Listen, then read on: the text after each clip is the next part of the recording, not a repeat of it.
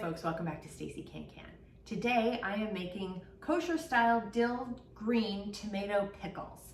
I call them pickled green tomatoes.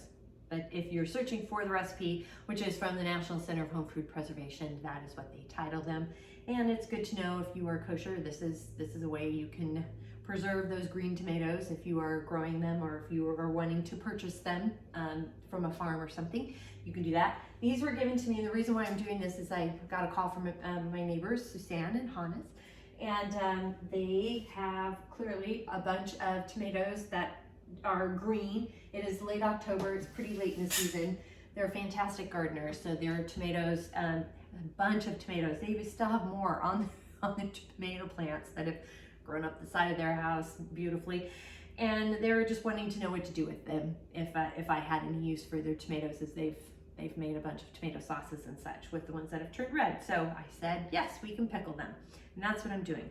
They have also given me, so you do need for this recipe, this recipe actually calls for small green firm tomatoes, and they said you need about 5 or 6 pounds. This is for 6 quarts of tomatoes, pickled tomatoes, and so I am doing them in quarts today. And they said that you need about 5 to 6 pounds of 1-inch tomatoes as purchased, or about 5 quarts in volume.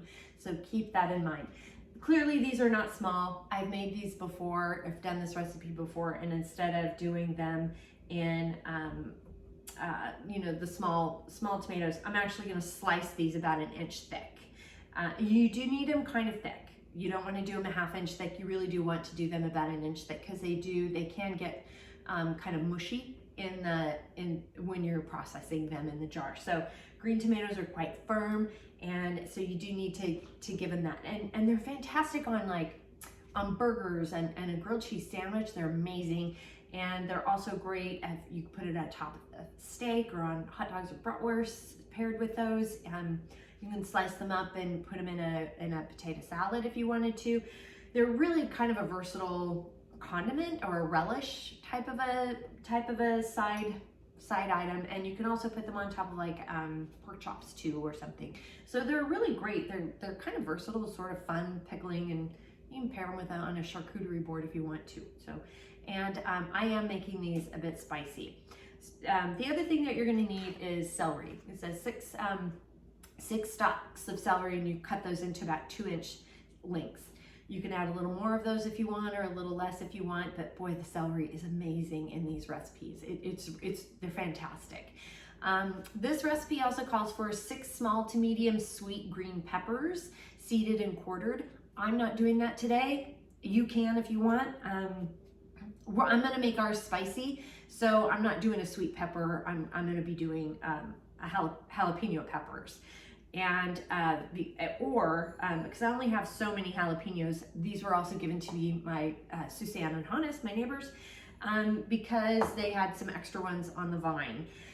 You'll notice with these jalapeno peppers, they have these tan marks on them, these little flecks on them. That's actually what you want in a jalapeno if you want it spicy.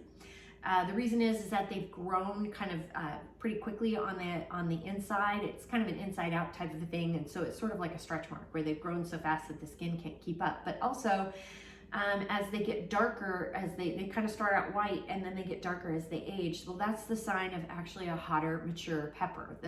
The smoother the skin, the younger they are, and that's normally what we like aesthetically at the grocery store. But seasoned cooks and such look for these flecks because they want a spicy pepper. So keep that in mind. It's not always pretty and beautiful what you're looking for. So I'm gonna add these to the pot, but I also have these chili pods that I'm gonna use. These are chili de arbol, A-R-B-O-L. I butchered that. Sorry, I butchered that. But I'm going to use these. I use these in my dilly beans when I make those. So those are the kind of heat that I'm adding to them. You're also going to need 6 cloves of garlic, because it calls for six quarts. But as you can see, I'm probably going to be making more. I went ahead and got the already peeled garlic because I'm being lazy. you can do whatever you want there. You're gonna need 2 quarts of water, 1 quart of white vinegar, which is a 5% acidity, and then a cup of pickling salt, and then some fresh dill to taste, which I have here. Some fresh dill to taste. If you wanted to as well, you could put in a little bit of a pickling spice. I would do maybe a half of a teaspoon at the most. If you wanted to add some of a pickling spice to this, you could do that. I'm not going to today, but I'm just giving that as a suggestion. You can do that. And I'm probably gonna put some sprigs of the dill actually in the jars, because this recipe just talks about putting it in to the brine itself as you're cooking it to give it a dill flavor. So, but I'll probably put a few sprigs in there just to kind of dill it up a little bit, because I like some dill. And then the tools that we need for all of this is, you need I got my Headspace tool. We are bubbling today, so I've got my chopstick, my lid lifter. I am heating the lids. Got my jar lifter and my ladle. We are doing a 1/2 inch Headspace, so I have my 1/2 inch funnel here, which is nice when you're pouring the brine in to sort of give you an eyeball for measurement prior to bubbling. And then we also have our lids and our rings and a pot to make the brine in. I've got my jars heating in the canner now, and then of course I've got all of my tomatoes, which I will get to chopping and stuffing the jars. This will be a raw pack situation, so keep that in mind too. And so with all of that, let's go ahead and get started. Quick side note about the tomatoes. You notice these are 2 different types of tomatoes. These are Roma, and these are, I believe, either like beefsteak or heirloom. Can't remember which ones. But these are a slicing tomato, and these are a paste tomato. I'm actually going to make sure that they're separated. It is better, especially when you're making salsa, it's kind of a big deal. You don't want to mix and match your tomatoes because the water consistency varies too much. You want to keep your slicing tomatoes and your paste tomatoes separate if you can. And I'm doing the same thing with the pickling today too. So I'm just gonna keep the Romas in one jar, and I will do the slicing in another jar just to keep them separate. Quick note about dill. I'm actually having to use the packaged kind. They don't have it fresh at the store in the big stalks like I normally get, and you'll notice it's just that this is how they sell it. They don't sell it with the flour, which is very disappointing. And that's what I like, and that's what actually gives you good flavor, which is one of the reasons why I'm going to use a little bit of the sprigs and put it in each jar, just to kind of give it a little more of a dill punch, because you actually get great dill flavor from the actual flour. So I will be putting some in with the pot too, but just a side note about dill. So I'm prepping the celery first and getting it cut into 2-inch lengths.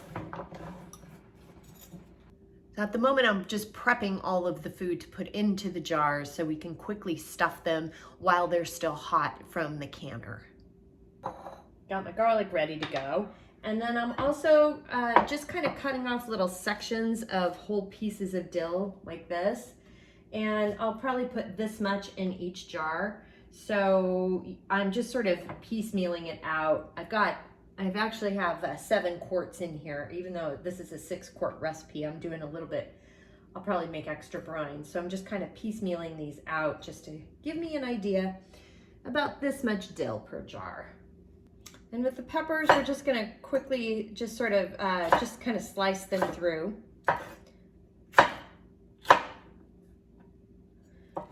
You can wear gloves with this. And now we're just gonna slice up the tomatoes. I am cutting off the stem end, or the core end here, and putting it off to the side. And you do wanna give them a good inch, you know, good chunks of tomato. So nice and thick, thicker than what you would actually put on a burger. You do want to be mindful of blemishes and such that are on the tomatoes. They don't turn out real well on sometimes. However, because these, I know where they come from and they're from my neighbors, and I just know that this is just sort of a kind of a natural type of, it's just part of the tomato. They're not bruised, these aren't damaged. but they are a little blemished probably from pollination. But anyway, I'm just gonna go ahead and use them as is. But you do you on how nice you want to keep them. With the brine, what we're using is 2 quarts of water, 1 quart of white vinegar with 5% acidity. I've got the cup of pickling salt, and then I'm just throwing in this amount of dill. I'm just going to do this amount. I have extra, but I'm just going to use this amount of dill for this, just to get it up and then to bring it to a boil. And I've got the heat on there, and I'm using this amount of dill just to kind of give it a good dill flavor while it boils.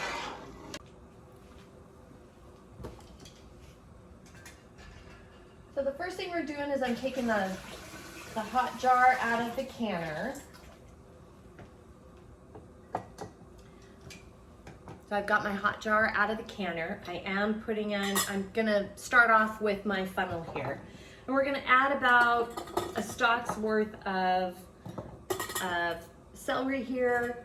I'm gonna put in a big clove of garlic. If you have small cloves of garlic, you can use more than one. And then about 1 full jalapeno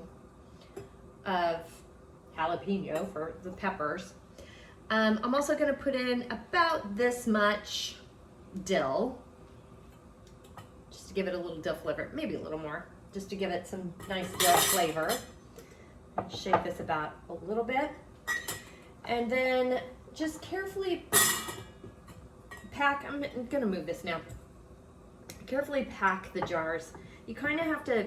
It gets pockets in there pretty easily, and the tomatoes are pretty firm, so you just want to, you don't want to smoosh them down in there, but you do want to pack them a little bit tight because it will use up a lot of brine. The other thing is, you'll notice that this tomato is starting to turn red on the inside. I'm still using it. It's fine. I've used sort of ripening tomatoes before, and they turn out just fine. So we are packing to a 1/2 inch headspace, but this is about as full as I'm going to put it at the moment, because I do know when I put the hot brine in, like these little empty pockets and such, it will help shrink the tomatoes. So while I'm waiting for the brine to boil and filling up the canner, I'm gonna go ahead and put it back in the canner like so, and kind of turn the heat up a little bit to make sure that the jars are heating up. So we are not putting hot brine into a cold jar. You want to put hot brine into a hot jar so it doesn't shock the jar. So I've turned the heat up pretty high on the canner here. We do have nice hot jars. I did take this. We've got the brine to a rolling boil, so I'm going to go ahead and take the dill out. I have the canner almost up on high, just to make sure that we've got these jars, they're nice and warm. They're nice and toasty. And then we're gonna fill the contents with our brine. We're going to a 1/2 inch headspace. Make sure you bubble very well. I don't know if you can see that or not, but there is a bunch of bubbles coming up as I'm spinning this around the edge. And you just kind of want to dig into the sides as best you can. And I'm gonna kind of smush this tomato down that's sort of sticking up. And even though it's sticking up a little bit higher than the 1 inch headspace, I know it's gonna, as it processes in the jar, I know it's gonna shrink down. So I'm just gonna leave it as is for now. We're gonna get up to a 1/2 inch headspace.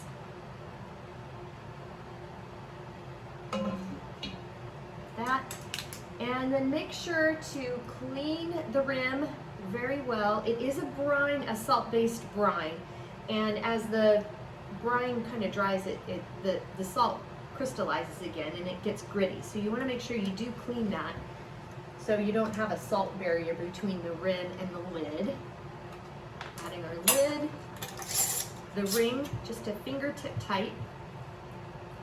So, and then just up and over into the canner. Do not tip or tilt. The canner is now full at the jar, so I'm going to gently lower these down. That wasn't as gentle as I hoped. And I also need to make sure we have 1 inch of water over the top, and I do not. So I'm gonna add the lid water. And when you add water, don't pour it over the top of the lid itself, because you can press those down. This canner, the electric canner, has a max fill line, and because these are quarts, I'm going to fill it up to that line, because I know that's how it will be an official 1 inch over the, yep.